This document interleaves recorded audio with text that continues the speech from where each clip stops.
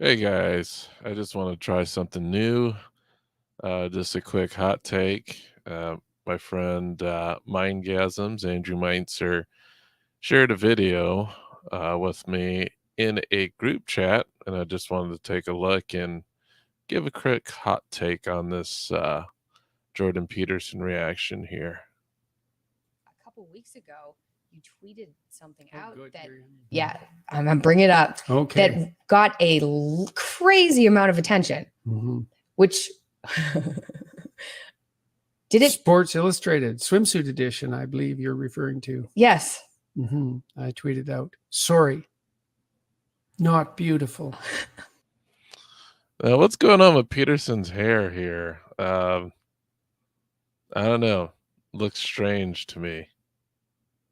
I don't know what to say about that. Yeah, people weren't very happy with that. And then everyone got upset. Yeah. And what's this? I don't know. This wall painting art looks like it's just like a crazy person's serial killer's note here that they wanted to put on their wall. I don't know why they would do something like that, but okay. Yes, they did. And then I left Twitter again, more or less, right after that. And everyone assumed that that was why. And it wasn't. No. It was, I suppose in some sense it was, because what happened was an indication of the problem with Twitter. But I had been not reading Twitter comments for about 3 weeks, although I had been tweeting through an intermediary, one of my staff members. So I'd email him a tweet, but not reading comments because I found that quite irksome. Yeah, like you're associating with the devil. Sure. Yeah, exactly. Yeah. Exactly. Well, it was like sort of like standing in a public park where anybody, no matter who they were, could come up and yell at you to any size audience about anything they wanted. Well, considering the platform, that's what you do on Twitter. You're basically saying your opinion to any size audience. So if any size audience comes back and tells you you have a shitty opinion, hey, that's Twitter. Deal with it. Day or night. And so I've been thinking that through. I'm going to write an article about what's wrong with Twitter and social media in general. But no, I looked at the Sports Illustrated cover, and they had a rather overweight young woman, quite symmetrical, so nice facial features and so forth, with a very revealing swimsuit on the cover.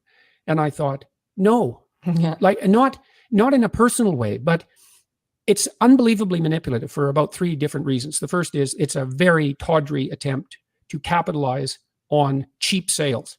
And I mean cheap in a specific way. Sports Illustrated hit the gold mine with their swimsuit cover, I suppose 20 years ago, whenever they established that, because obviously it's a sports magazine. So it's about athletics. It's about athletic people. It's about athletic bodies. And they had a swimsuit. All right. So it's about athletics. You mean it's about sports, right? Sports Illustrated. So are you telling me that there's only one body type associated with sports?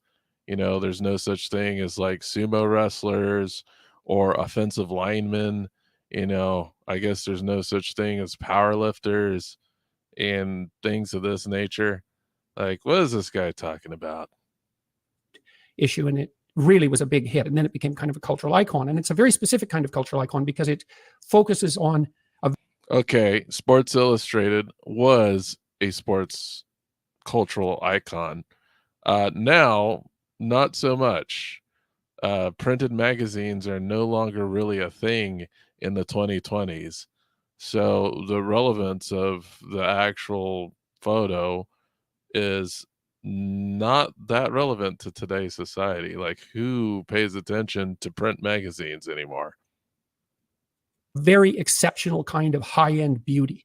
And so that beauty would involve symmetry and signals of youth, because that's part of beauty, sexual beauty, physical beauty, waist to hip ratio for women. But with Sports Illustrated, it's also highlighting a kind of athleticism in body type. And that's a very specific form of beauty. You have to be young, you have to be female, generally, you have to be extremely athletic, you have to be shapely in a very particular way, and that would be with a waist to hip ratio of 0.68, because that's what's been established cross-culturally as ideal from the perspective of male sexual interest, let's say, but that's also, and so it's a marker that has a biological basis. And so even if you're a very beautiful woman, you're hard pressed to be beautiful enough to be on the cover of Sports Illustrated for the swimsuit issue. And so it's a pinnacle achievement of sorts, and it's focused on a very idealized and specific form of beauty. And that's obviously exclusionary. It's obviously exclusionary. It excludes everyone. Right. And it does that. Okay, so he's giving all of these like pseudo-scientific definitions of beauty, etc. Some of it might be valid. However, beauty is subjective. There are some societies here on Earth that do like heavier women. I don't know which country it was, but there's definitely a country that has their women kind of force feed themselves in order to get a little bit of poundage, to be thick. And this woman that they're talking about isn't like some morbidly obese woman. She's just a plus size model. So she's probably packing like maybe 30 extra pounds. It's not somebody that's like 100 pounds overweight. So I would understand something where, okay, if you see like this morbidly obese woman, it's obviously they're not in the sports or would have a very hard time participating in sports. But this woman that they're speaking about is not bad looking. I think she looks fine. But whatever, man. It's all personal taste, in my opinion. To highlight a kind of ideal, and that's a particular ideal of beauty. And there are some cultural boundaries around that. So you could say, well, it's a westernized form of beauty. It's like, yeah. And you can point to Rubens' paintings of more plump women and say, well, there's an exception. It's like, great. You think you're a genius for finding that exception. Good for you. You know the Rubens painting, like more power to you. But that doesn't mean anything at all about the universality of images of beauty. And so the cover bothered me a lot because it was a cheap manipulation of something that had been working very well for Sports Illustrated. It was also an insistence that all of a sudden this non-athletic body type is as beautiful as the standard swimsuit model for Sports Illustrated. And it's not. It's not as athletic, and it's not as healthy. And that's that. And it's also not arbitrary. And so... you know what's also not healthy? Bodybuilders aren't particularly healthy. People who cut weight for these photo sessions, like a lot of times these models that are appearing in these Sports Illustrated or even just modeling in general, especially fitness models, do you know what they go through the 3 or 4 days up into the photo shoot?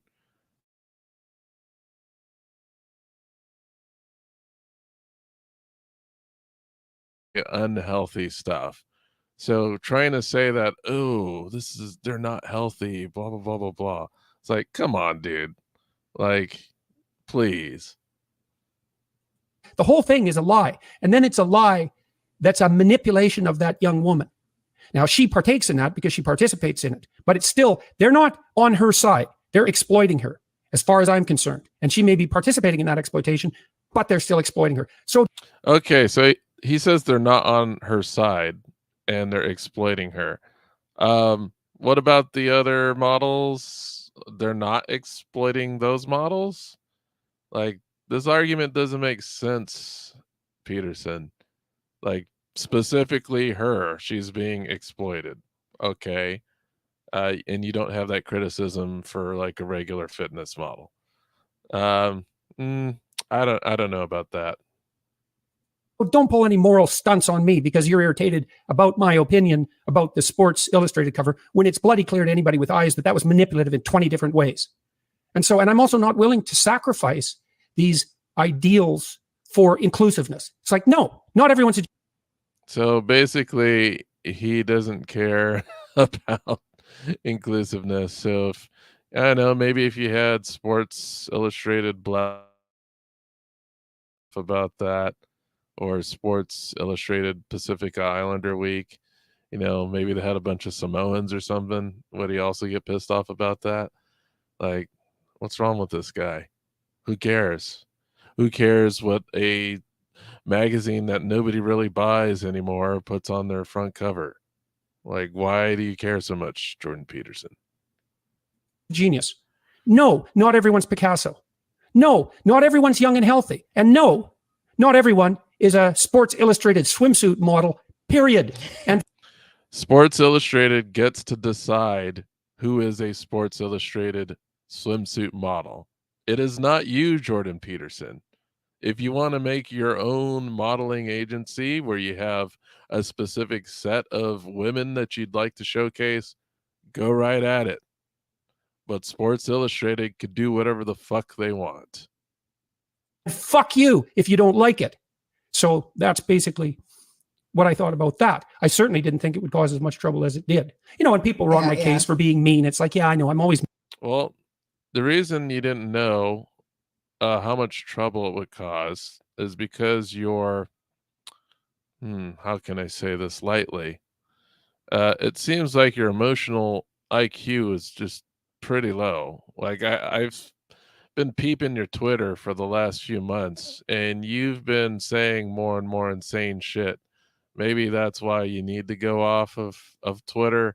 But man, you've been saying some ridiculous things in the past few months. Mean because, you know, that's. Well, also, like, life is hard and like life is mean, right? And it's hard for people. First of all, I have great sympathy for anybody overweight because of the health struggles I went through. And you lost a whole bunch of weight.